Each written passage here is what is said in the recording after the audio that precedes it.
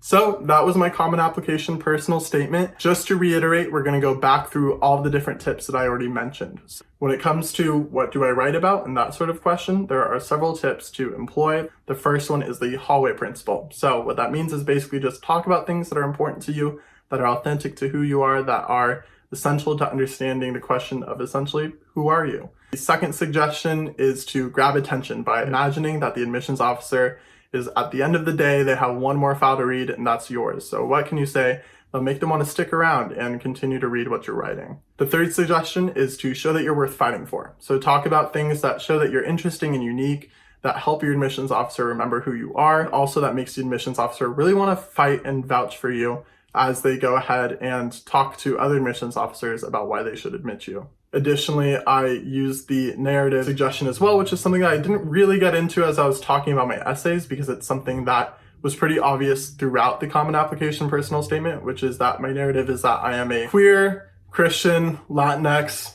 American person who really cares a lot about helping other people discover empathy for one another, cross these bridges, cross these divides, and trying to make the world a better place. Also, there are several suggestions that I have for how to write this personal statement. In terms of writing style, of course, there is show, don't tell, which is that you want to use details and offer narrative storytelling and give examples instead of just making a series of statements. You also want to use strong descriptive language, mix up your sentence structure when you can, try to avoid starting sentences with the word I, and also improving your writing throughout this entire process. I know I certainly became a way better writer after spending a lot of time on this essay and the rest of my supplemental essays as well. In terms of structure, you want to begin with a hook that grabs your reader's attention, then go on with the thesis that has your so what, which talks about an element of who you are, and then how that greater element of who you are then connects to how you'll be able to succeed at Stanford or whatever college that you're applying to.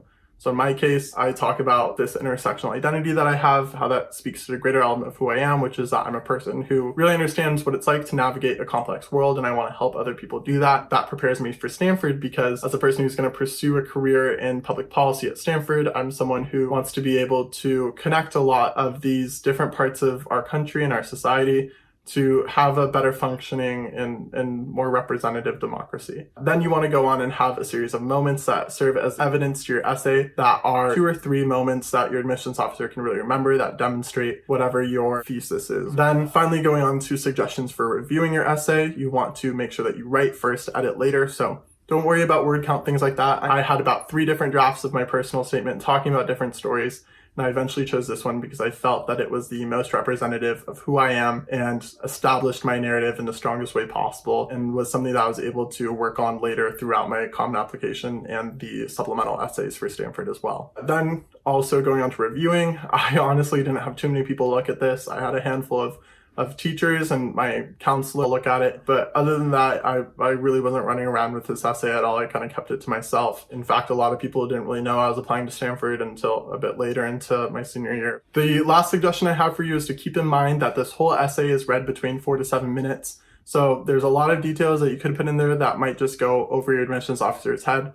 So what's important is to have a general narrative structure to it that you can really drive home to your admissions officer so that they can really have a strong sense of what you're trying to say after you read it. I offer that by also having a strong conclusion in my essay. Anyways, those are all the tips that I have for you, and that is my common application personal statement. I hope this video was helpful to you. And also, if you go ahead and use these suggestions, I am sure that you will have an incredibly successful essay. Anyways, take care and have a good rest of your day. Bye-bye.